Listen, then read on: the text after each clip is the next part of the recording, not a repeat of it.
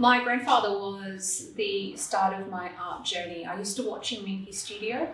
He painted in a very heavy Dutch kind of style, and he mostly painted still lifes and landscapes. I have always drawn and sketched. These are a couple of charcoal sketches that I did in VCE.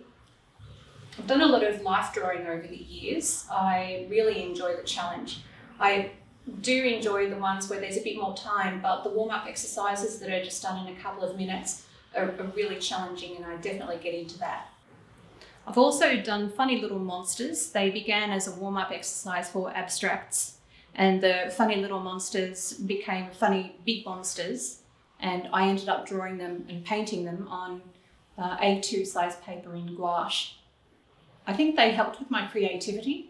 On the left-hand side here, you can see me riding one of my monsters, and on the right-hand side, that photo won me a year's worth of chocolate, which I managed to consume in 3 months. About 4 years ago, I was also painting hard-edged abstracts, but for some reason I can't keep little creatures from creeping into my paintings, and I think perhaps that's just the way I was taught by my grandfather to draw, and you draw what you can see, but I can't help but put into my works a funny little creature. They just kind of creep out of the canvas.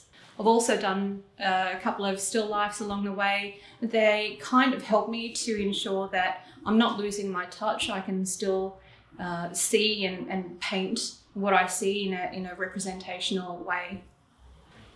But I started creating stories first and painting scenes from the stories instead. They were kind of like my own invented mythology.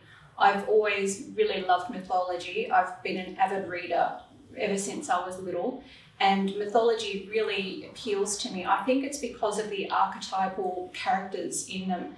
There's always good, there's always evil, there's always someone making mistakes, there's always someone doing good. And I really like that. And so I think a lot of the paintings that I create now have that element of mythology.